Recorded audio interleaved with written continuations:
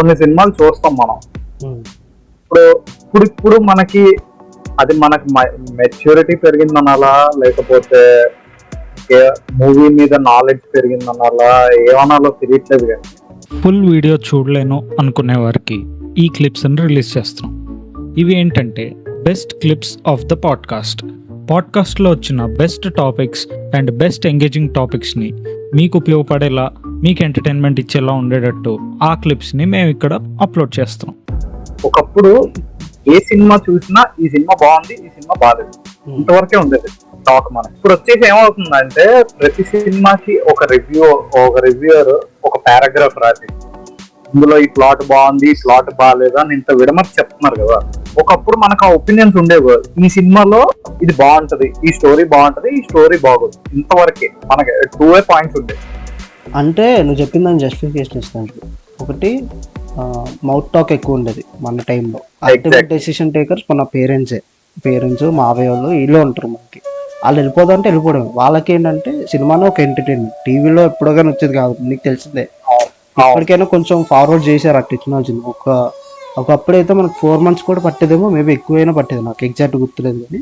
So ఇంక వేరే option లేదు, సీడీలు కొనుక్కుంటాం, హెచ్డీ ప్రింట్ వచ్చేదాకా అదే టైం పడుతుంది. 3 నెలలు ఈజీగా ఆగాలి ఒక సినిమా రిలీజ్ అయ్యాక, అంత ఓపిక లేదు అప్పటికి. సో ఏంటంటే ఎక్కువ థియేటర్లో రవితేజ ఫిలిమ్స్ మన చిన్నప్పుడు మనకి ఏంటంటే రవితేజ ఫిలిమ్స్ ఎక్కువ చూసేవాళ్ళు. ఎందుకు రీజన్ అంటే గ్యారంటీ ఎంటర్టైన్మెంట్ ఉంటుంది కదా, ఏ కైండ్ ఆఫ్ సబ్జెక్ట్ అయినా వాళ్ళకి అదే పాయింట్ ఆఫ్ వ్యూలో తీసేవారు మనకి. అప్పుడే కదా కిక్ కానీ విక్రమార్కుడు జెమ్స్ వచ్చాయి మనకి యాక్చువల్గా ఆ 2000 పీరియడ్స్లో మన కిడ్స్ అప్పుడు. సో అది ఏంటంటే అది తీసేటప్పుడు ఎలా ఉండదంటే వాళ్ళకి చూసేయడానికి ఏముంటుంది, ఎవరో ఒకరు చెప్తారు బాగుందని తీసుకెళ్ళిపోతారు.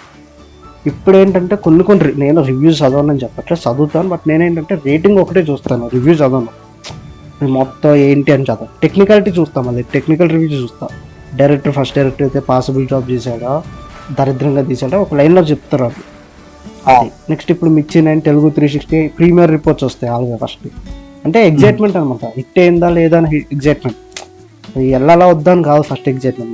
మనకు కొంచెం అదే బాగానే ఉన్నాడు హీరో, బాగానే చేస్తాడు, డైరెక్టర్ బాగానే తీస్తాడు అంటే ఒక భయం ఉంటుంది. As a TFI hard core friend మనకు ఉంటుంది ఒక భయం. ఫేవరెట్ హీరో అనుకో ఎవరికైనా, అరే ఇది బాగుందిరా, హిట్ అయితే బాగుందిరా, పాపం ఫ్లాప్స్లో ఉన్నాడు, అండర్ రేటెడ్ మూవీస్ ఎక్కువైపోతున్నాయి అన్నప్పుడు చూస్తాం reviews. Almost full video link కావాలంటే కింద డిస్క్రిప్షన్లో లింక్ ఉంది, క్లిక్ చేసి ఫుల్ వీడియోని ఎంజాయ్ చేయండి.